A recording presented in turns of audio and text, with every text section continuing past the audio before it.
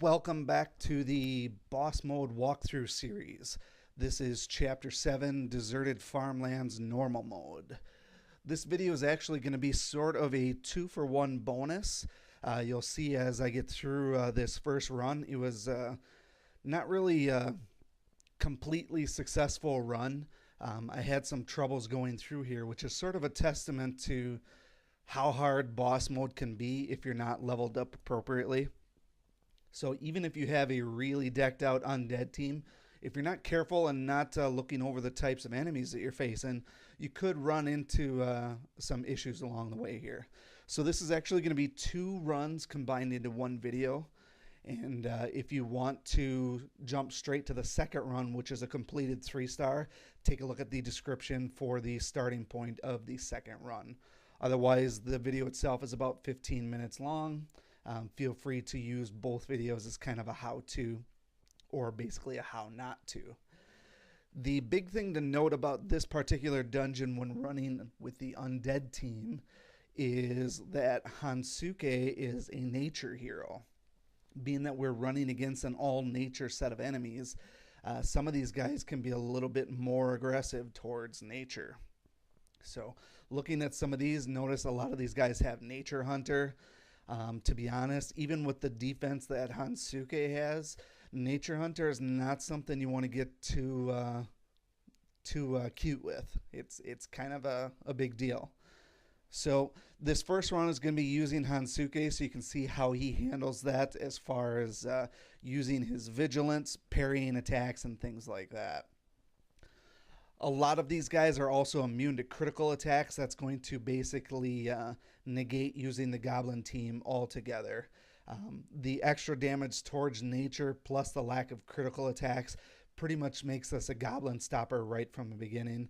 I would not recommend that unless you're really feeling like a challenge mode here. So right off the bat, you can see that things are a little bit different than what I'm normally used to encountering when doing boss mode runs. Specifically at the normal level, we saw Zom take a pretty big hit to start with, and Hansuke is already less than half health.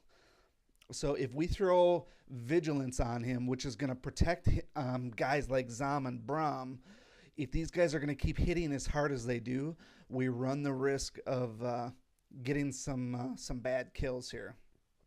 So we go ahead and use the Vigilance just because what we saw with Zom, and he's already boss poisoned, and just like that, the green jabber kills Hansuke. So now that he died just by himself, not protecting anybody, he doesn't get to come back with the honorable death trait. So now we're down to 3 people running this, and we're only on the second room. So if this is your first time through it, I would save your potions like I'm doing right now. We don't know when we're going to need them. And honestly, if you can get to the final room with only 1 death, maybe you just use friend heroes and summon a friend and then revive your dead Hansuke. But don't go wasting your revive potions if you're not certain that you can actually beat this. Now, the way that things are going, the fact that Hansuke didn't really protect anybody, Zom is already critical with his health in terms of boss mode as far as health goes. It's not something I'm going to go burning through my potions for. So really this first run, even though I had 3 started before, I'm actually just kind of testing things out to see where things could actually improve. So we're basically going to let this play out, and we see just like that, York bites the big one as well. That's a pretty much standard concept here where green versus blue is pretty good, but we also saw that the Sume lookalike had a extra damage versus water. So now we have extra damage versus nature, we have extra damage versus water that pretty much only leaves Braum and Zom to kind of go and do their thing. Without those first 2 guys going, we basically have every single room guys attacking Braum and Zom one after another. The only thing we can really rely on here is Braum and Zom healing themselves with killing blows as well as their healing skills. So using this particular team, it is going to require a little bit of micromanaging. You'll see the second run go quite a bit better due to 1 key switch. We'll talk about that once we actually get into it. I don't want to give spoilers right now, but if you're watching this full way through, you can probably guess what the appropriate switch would actually be here. But just to show that we can actually get through it, even with things not looking as good, if you decided to bring 3 revive potions and no energy potions, technically speaking, we could still beat this with a 3-star if you're really desperate. Obviously, we can always use friend heroes to sort of help parry these down a little bit and whittle down the damage so that we don't have to do as much, and then also secure some killing blows with both Braum and Zom. For whatever reason, getting to these last 2 rooms here, the guys don't seem to be hitting as hard, which is convenient. I sort of wish it would have been like that the first couple of rooms. They tend to do more of their hardcore damage to both Jorg and Hansuke. So getting to this final boss here, like I said, you could use friend heroes to kind of clean this up. Those green stonefists, they're pretty tough dudes. You may want to consider friends to take them down. And the green Baylog is definitely no slouch either with that first attack that he does. If your Zom or Braum is not leveled up appropriately, he may get one shot with that triple attack. You can also see that he has enhanced damage against nature again. He's also immune to crit. He has the perfect swing. He's got a couple of really good traits that make him a formidable opponent. So use your friend heroes to knock him down a couple of pegs. The standard ones like York's Marked for Death, Kozar with his home run. I chose to use fire here just to test out what their fire resistances were. The overall damage itself, not really anything great. The main boss gets burned, but the other guys are burn immune. So bringing a fire hero to this fight here is probably not going to be the most effective unless you got someone who's got some serious greater and superior runes where they're going to do more damage than you can count and kill those stonefists right from the start. Lack of immunity to darkness, which opens up Braum's attack, but these guys ultimately have pretty high defense. They're able to soak it up anyways. So basically we're at the mercy of how much damage they can do. And we saw there that Braum actually bit the dust as well. So it's basically just down to Zom now and what he can do. Fortunately, they were low enough where he can use Taste for Brains here. As long as something drastic doesn't happen, he should be able to survive. And like I said, if you did bring 3 revive potions, this could be beatable. The boss poison, as you saw in a previous video, is definitely not something you want to contend with.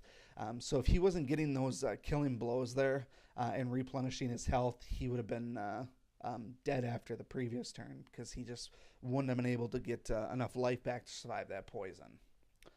So not the prettiest of wins, but like I said, if you have 3 revive potions and you're satisfied with that, by all means take it and move on. But for it being normal mode, I was definitely not happy with it, and certainly not something that I wanted to make a video about. Say, here, do this team here and just auto run it like we have in so many previous ones.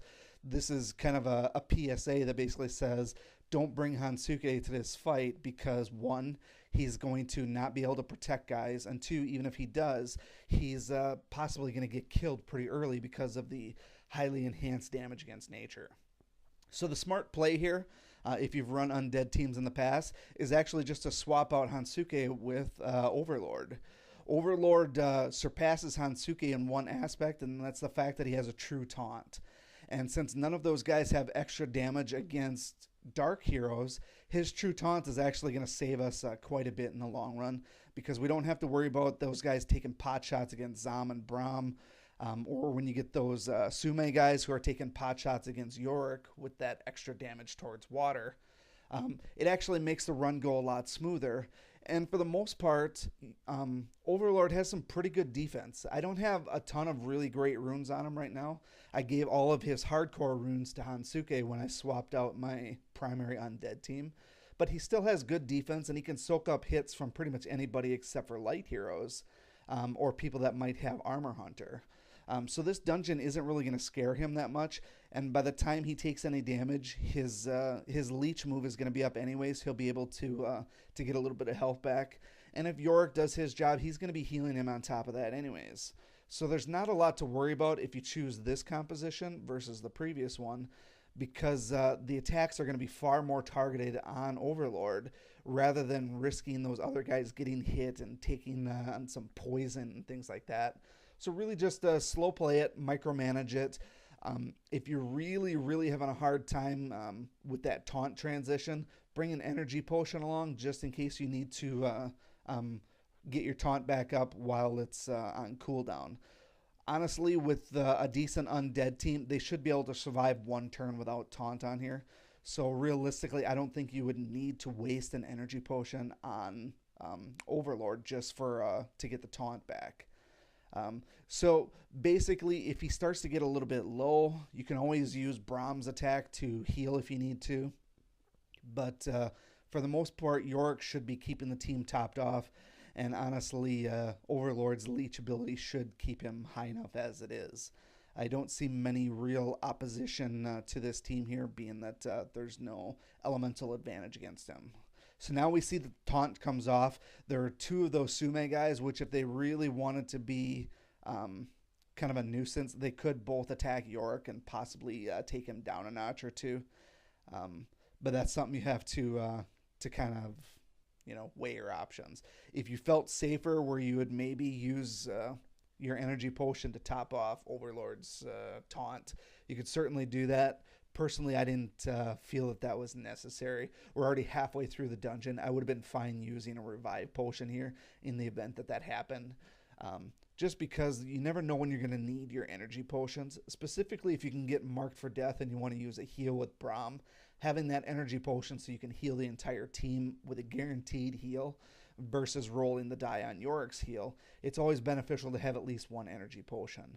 Or in some cases, when you have two bosses, sometimes you want to have that energy potion so you can use Yorick's mark for death on his second turn so that you can actually mark both bosses. So it's extremely helpful if you don't realize that one of the bosses is maybe going to taunt and you mark the other one and then it gets taunted off. You feel like the mark for death is actually wasted.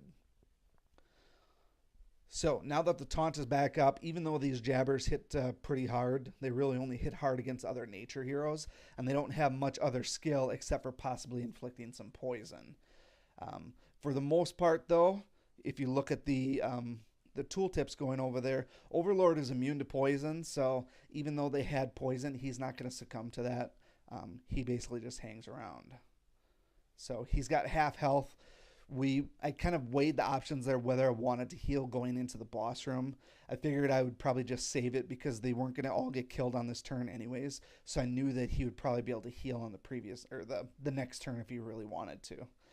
But really I wanted to see if Yorick was going to do his heal and kind of top off the team.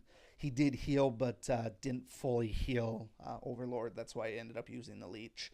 And then by the time I would need that again, I feel like the cooldown would be done anyways. We only need 2 turns, and the taunt is up anyways. So if I'm really concerned, I'm going to be using an energy potion to get the taunt anyways.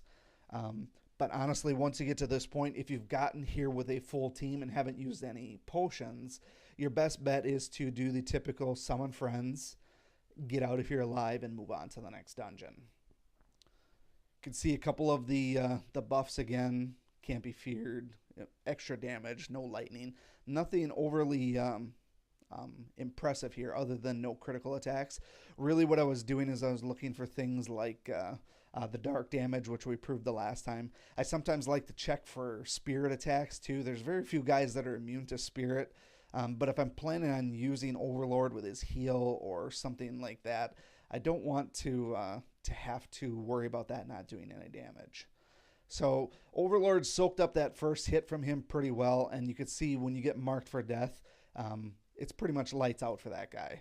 We didn't have it the last round because Yorick died way early in the run, but if you're able to mark that guy, Brahm and Zom are going to take him down. And at this point here, those other guys with taunt on Overlord, even though it just got removed, those other guys aren't going to be able to do much damage, being that their haymakers really just got taken out in the first turn. Their big turns are going to be a few ways down the line now. Their big hitters are now on cooldown. Really, it's just a matter of cleaning this up a little bit. So as we whittle down to the end of this level, you can see that even though the normal undead team would probably include Hansuke for most dungeons, there is some instances where swapping out Overlord, keeping some runes on him, he could prove extremely useful from time to time.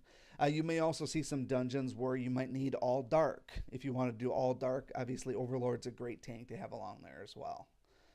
So with that, I'm going to wrap up this video. This one's pretty much over. If you have any questions or would like to see a different team compositions, feel free to comment on the video. Otherwise, stop by for the champion mode, and we will see you next time. Thanks.